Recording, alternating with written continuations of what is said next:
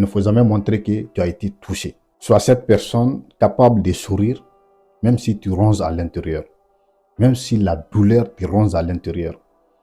Il faut être cette personne capable de montrer une apparence d'assurance. Une apparence hors peur, avec le sourire sur le visage. Parce qu'aujourd'hui, la faiblesse attire l'abattage. La faiblesse attire le manque de respect. Donc sois calme, froid, tranquille. Il ne faut jamais montrer que tu as été atteint. Il ne faut jamais montrer que tu as été touché. Il ne faut jamais montrer que leurs paroles t'ont blessé, leur comportement t'ont blessé. Il ne faut pas le faire.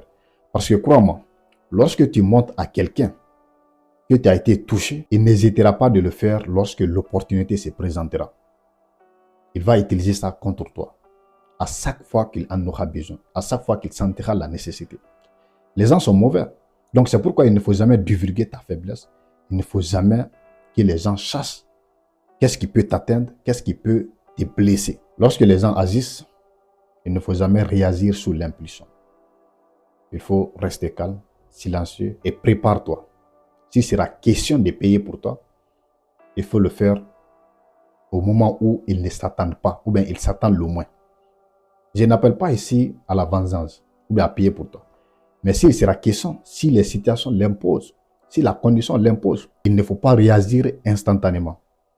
Il faut attendre le bon moment. Le plat de la vengeance se mange à froid. Il ne faut jamais réagir. Donc la leçon à retenir, c'est de ne jamais montrer sa faiblesse.